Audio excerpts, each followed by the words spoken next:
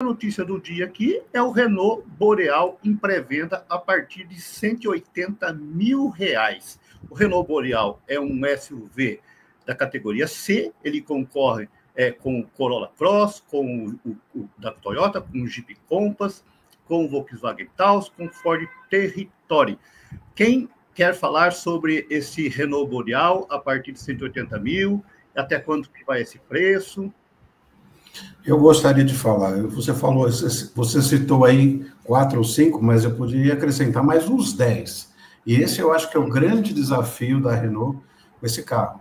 Ele está entrando no segmento que mais cresceu nos últimos 2 anos, pulverizou ofertas nacionais importadas, com preços diversos e tecnologias diversas, nessa faixa de mercado, a partir de 180. São 3 versões no caso do Boreal, né? 180, todas com motor 1.3 turbo, é o mesmo motor, é o mesmo conjunto mecânico, mas só se diferencia em termos de conteúdo de hadas, esse tipo de coisa, e acabamento, claro, mas esse carro só tem um motor flex turbo, enquanto nesse segmento você tem de tudo hoje. Você tem híbridos, você tem elétricos e você tem, obviamente, a combustão nacionais. Então, é um grande desafio que a Renault tem.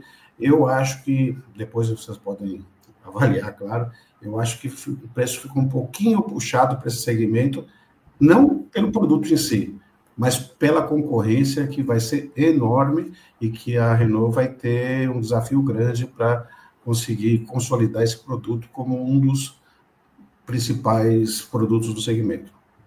Antes de a gente começar a continuar no comentário, quais são as características básicas desse carro, o tipo de motor que é, e os 3 preços, né? Porque o preço começa em 180, mas vai até para lá de 200. Na verdade, só complementar aqui, desculpa, como eu falei, é 1.3 turbo flex, ponto. E só diferencia são 3 versões, uma de 180 mil, a intermediária, que é a Tecno, de 200 mil, ou seja, a de entrada, a Evolution, é de 180, a Tecno, a intermediária, 200 mil, e a topo de gama, que eles estão chamando de Iconic, mais uma vez utilizando essa terminologia para uma versão top da marca, que é 215 mil.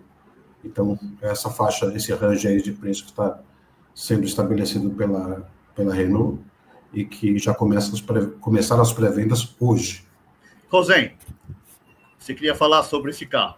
Liga o microfone aí. Eu não queria falar exatamente sobre o carro, mas falar sobre a estratégia de preço, que acho que é o mais importante, que foi divulgado hoje aí com a pré-venda, né? Esse preço a partir de 180 mil, eu sinceramente acho que a Renault vai ter muita dificuldade, porque não vejo consumidor comum, digamos, muito interessado em pagar 180 mil reais a partir de 180, né, num carro da Renault, sinceramente. Acho que a Renault já está com dificuldade para vender Cardian de 100 e pouco.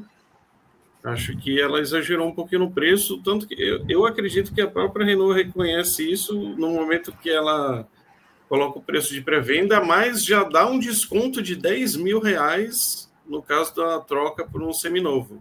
Eu nunca vi isso, um carro em pré-venda que já tem desconto. Acho que a própria Renault falou, não, vamos chutar alto e se não der, a gente baixa o preço. Acho que vai acabar acontecendo isso, até porque a própria rede da Renault também não tem exatamente muita experiência em atender o público desse segmento. Acho que o cara pagar 180 mil num Jeep é uma coisa e pagar no Renault, pelo menos com uma imagem de mercado hoje, é bem diferente. Lembrando também que a Renault já tentou se aventurar um pouco nesse mercado com o Captur, né? Ainda que fosse um carro em dimensões um pouco menor, mas o público é o mesmo e não foi muito bem sucedido, né? Eu acho isso. Lúcia. Meio nessa linha do que o Rosen está falando, eu conheci o carro pessoalmente, achei o carro bem legal, que era a versão Iconic, quando ele teve a pré-estreia dele, bonito o carro, não tem o que falar do produto, é um carro que desenho é subjetivo, mas ele é bem construído, ele tem um porta-malas grande, ele tem um espaço traseiro, é um super carro de família, mas aí a gente volta à questão, é um segmento já muito consolidado, se a gente for ver tanta concorrência. Eu nem acho que o preço ele está tão fora, se a gente for considerar que está batendo ali com o Nissan Kicks, que é um carro menor, e que vem ter um motor 1.0 menos potente. Ele tem um conjunto mecânico que é consagrado, mas aí a gente volta ao que o Rosen falou. Nem o Captur vendia bem, e ele tinha esse motor também aí no fim de vida. Então a gente tem um pouquinho... E tem uma outra questão também, né, gente? Até há pouco tempo, a Renault era Dacia. E eles têm que limpar essa imagem deles. Eles têm que ter um pouco de paciência, né? De mostrar que eles agora eles mudaram de novamente. Ele quer ser Renault novamente, quero ser francesa, quero ser europeia, tem um carro legal, carro tecnológico. Eu acho que precisava já ter vindo chutando a porta com um híbrido, ia detonar o segmento, sabe? Chutando a porta com esse preço, um híbrido, já ia ser legal. Eles estão muito, né, esperando, aí o momento, vai todo mundo lançar híbrido junto, e aí eu acho que vai sofrer, porque é um segmento ainda muito já concorrido, e não tem um carro tão diferente, entendeu? E é uma marca que precisa se restabelecer no mercado, falar, ó, né, voltar a ser Renault de novo, já não é fácil ser Renault, e agora voltando, a gente está até agora, assim, o carro que é o carro mais vendido da Renault hoje é o Kwid, né, que acabou de ser lançado, inclusive, a versão elétrica. Mas, assim, é um mercado difícil. Não vai ser fácil. Essa é a minha... Eu acho que é um produto legal, mas não vai ser fácil. Olha, só fazendo um complemento no que o Rosen tinha falado, a Renault, ela fez uma experiência com o Captur, mas o Captur, na verdade, ele era um Duster com uma roupa diferente. Ou seja, foi uma estratégia meio sacana, assim, né? Porque é o mesmo carro e isso não pegou. O público não é bobo. O público percebe. Começa pelos jornalistas. O jornalista é um jornalista especializado. Apesar de todos os defeitos que nós temos, a gente informa, né? Muita gente acha, todo mundo acha que jornalista automotivo é vendido para a montadora, né? Bom, aqui pelo menos nós não somos.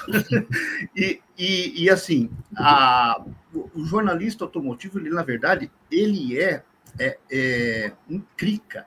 Ele fica buscando segredo, ele fica buscando coisa, ele compara, e essa construção de críticas, às vezes, mesmo que você tenha um buzz de notícia positiva, como teve o Captur, que ganhou até prêmio do carro mais bonito, que ele era realmente bonito, ao longo do tempo, isso não acaba não transformando em sucesso comercial, né? Então, eu acho que é a primeira vez que a Renault está nesse segmento aí. Quanto ao preço, eu concordo com a Lúcia, está dentro do padrão. Mas diga aí, Jorge. Em cima exatamente disso, a questão do preço. Eu acho que a própria Renault sabe disso que nós estamos falando, claro que ela sabe. Tanto é verdade que aí eu acho que é o grande mérito desse produto, que concordo com a Lúcia, é um carro bonito, eu conheço também, um carro muito bonito, chama atenção em termos de estilo e design, mas a Renault caprichou na quantidade de itens de tecnologia que tem esse produto. Porque não é um híbrido que vai estar aí, como a Lúcia lembrou também, a partir do ano que vem vai chegar um monte de produto nessa faixa de mercado e até abaixo, hibridizados. Vamos usar o termo assim, hibridizados.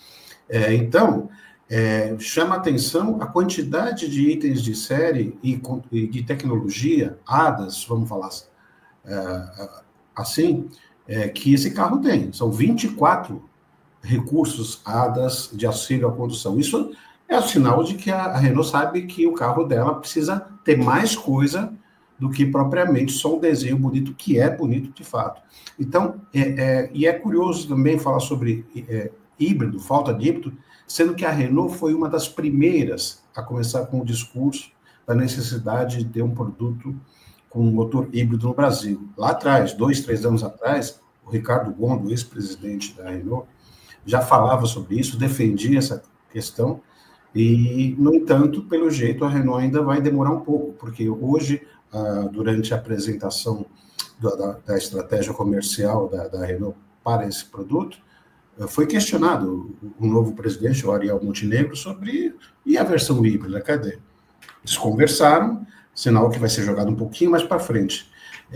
Mas, de qualquer forma, eu acho que a Renault já podia, como bem falou a Lúcia, e eu concordo, se ela chegasse com esse carro, pelo menos com uma versão topo, híbrida, e poder cobrar esse valor, mas formar uma imagem de arrojo que ela não tinha, não vem tendo, eu acho que ela poderia se safar de uma disputa muito maior que está reservada para ela com esse produto só como flex.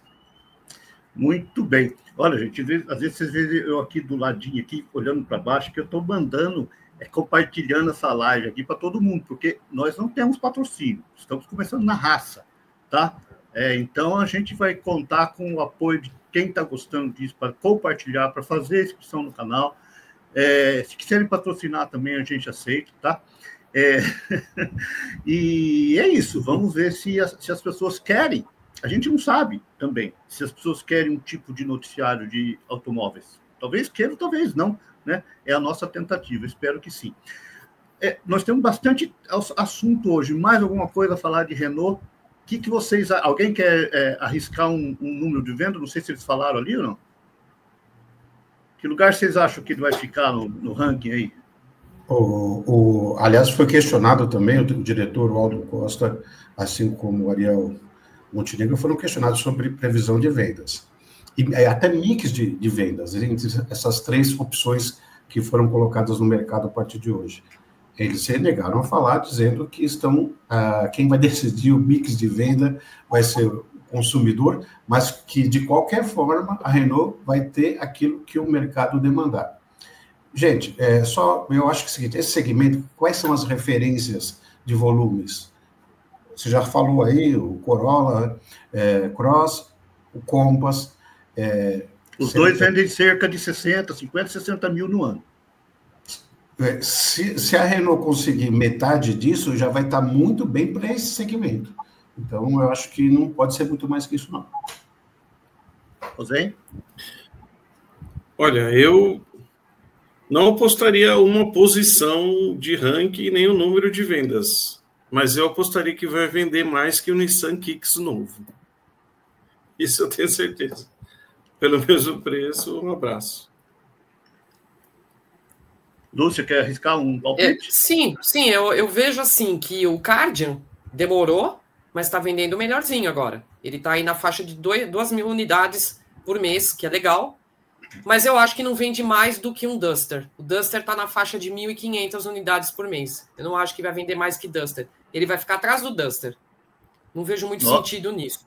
Mas eu acho que ele tem que ter... né, a Renault tem que continuar nessa linha, tem que melhorar seus carros, tem que trazer opções e tem que continuar, porque eu acho que é um trabalho de longo prazo que eles vão ter que fazer. Daqui a pouco a gente vai ter um híbrido aí, quem sabe daqui a um ano, ou talvez um pouquinho mais, mas eu acho que é um trabalho ali de formiguinha que eles vão ter que fazer, mas não vai vender mais que Duster, em aposta.